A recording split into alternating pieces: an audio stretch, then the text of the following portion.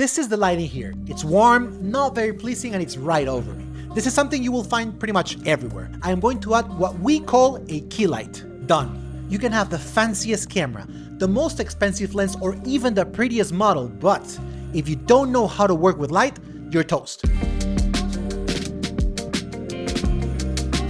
What I'm going to show you are different types of light schemes, and I'm going to do it by changing the light in the environment of this video. So, to get started, let's get rid of all the lighting.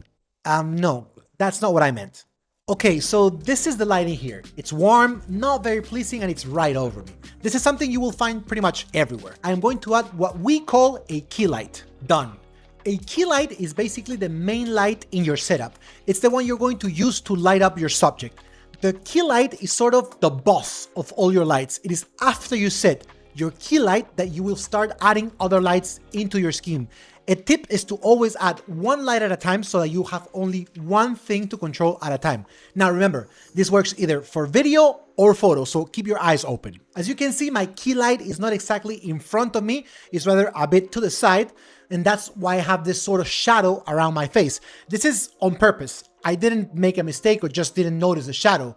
I like the contrast it gives to the scene, but if you wanted to get rid or maybe tone down the shadow this key light is generating in my face, you would add what we call a fill light. Again, the name itself is pretty self-explanatory. A fill light is used to fill certain areas of your subject that might be a little too dark for your taste. You can either add a light or maybe even just bounce the light your key light is producing to erase those shadows. I don't use a fill light in this setup because I like the contrast, but it's always a possibility depending on what you want to do. Okay, the fill light is off. Now, if you only use one light, chances are your subject might seem like it's stuck to the background. In those cases, to separate the subject from the back, we use what we call a backlight. Let me show you. This is a light source that comes from the back of the subject and creates this sort of outline around your subject. It is because of this outline that we can feel the subject being separated from the back. If the backlight is a little higher than normal and it basically hits your subject's head, then we call it a hair light. The main difference between a backlight and a hair light is just that, the height, and also the fact that you have to have a subject with hair to use it. I don't have much hair, which is why I always wear hats, but you get the idea. Anyways, I don't have a hair light in this setup, so let's get rid of it. Okay, so let's talk about one more type of light. Again, very self-explanatory. Let me introduce you to the background light. As you can see, the background light is basically just that, a light source to illuminate the background of your scene. Sometimes you need it, sometimes you don't. In my case, my background light is basically a warm bulb that doesn't really add much lighting to the back, but it serves as a little detail in the background. If I were to add another light source illuminating the background, we would probably lose the bulb, so I just leave it like that. Okay, so we have a key light, a fill light, a backlight, a hair light, and a background light. With those, just to start, we can come up with many different lighting scenarios. Let me show you. Split lighting is when you have your key light right to the side of your subject, and it's doing exactly that. It's splitting between darkness and light. This is all about drama and depth. As you can see, with split lighting, we have a very contrasty scene. This is a very moody lighting technique that might not be the best for tutorials like this one, but it works great if you're looking into creating more artistic and creative portraits. Let's go to another one. This right here is called butterfly lighting. To produce this effect, all you have to do is set up your key light right in front of your subject and slightly above them.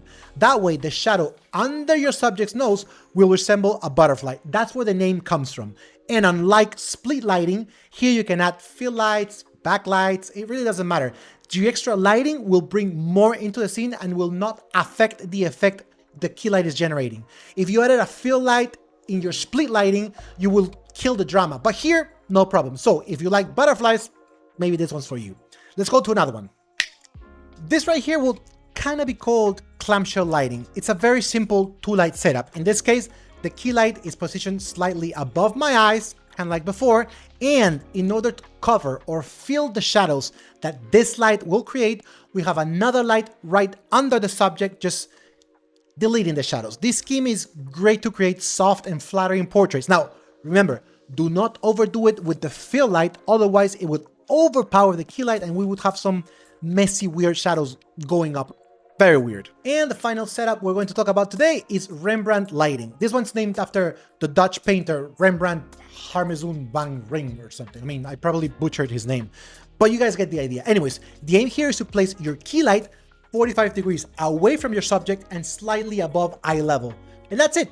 That's the lighting I usually use when I shoot my videos here. I might change it a little bit every now and then, but the idea remains the same. 45 degrees away and slightly above. Sometimes I go higher, sometimes I go lower.